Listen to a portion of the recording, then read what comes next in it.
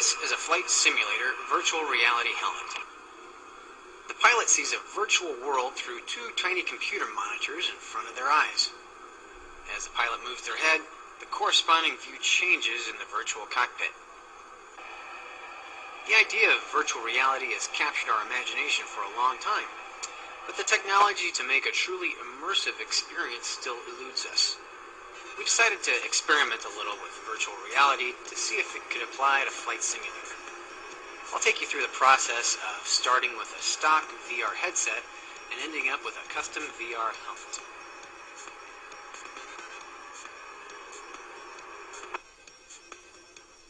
This experiment started with the VR 920 virtual reality headset from Vuzix. It has three main components: the display, the view tracker, and the earbud speakers.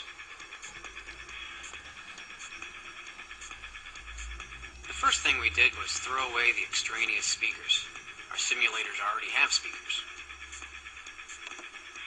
The view tracking system is much like TrackIR because as you move your head, you see around your virtual cockpit. However, the VR 920 works with different technology, so you can actually turn your real head around to see over your real shoulder. You can't do that with TrackIR.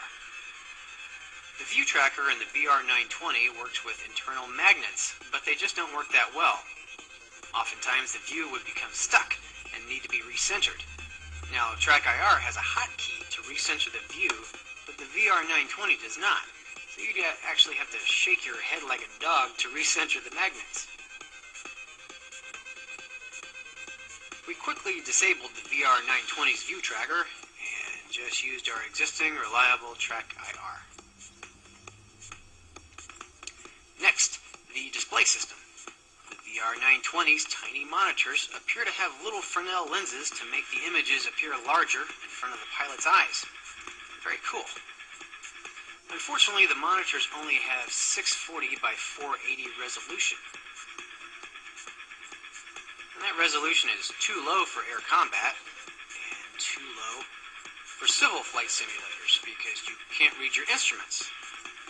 But we tried it anyway. Light from around the edges of the headpiece can make the screens hard to see, so Vuzix sells a snap-on shroud to help block the light. That helps with the light in front of you, but that doesn't totally solve the problem. Light from behind your head can also wash out the image. So what to do?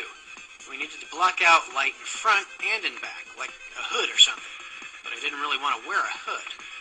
Well, what is something that pilots might wear on their head? Well, a helmet. So the first thing we did was chop off the uncomfortable earpieces and find a lightweight hockey helmet. We needed a way to suspend the eyepiece in front of the eyes, so we attached this face shield, painted it black, and held the eyepiece in place with Velcro. We originally had 3 TrackIR reflectors, and later used just one. It worked well, but looked like something the police would wear to a riot. So how can we do this with a real fighter pilot helmet? Those things are expensive, about $400 or $500. The answer was eBay. We found these Chinese motorcycle helmets for about $40. I wouldn't trust my life to a $40 helmet, but it's great for a flight simulator. We painted the visor black and cut a square hole to accommodate the VR 920. And again, we secured it with Velcro. This is the reflector for TrackIR. The chin strap was awful, so we replaced that with Velcro too.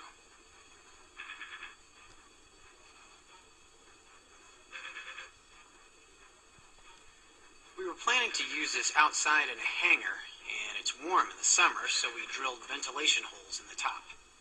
Adjustable for different head sizes.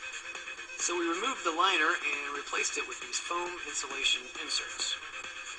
Use one insert for big heads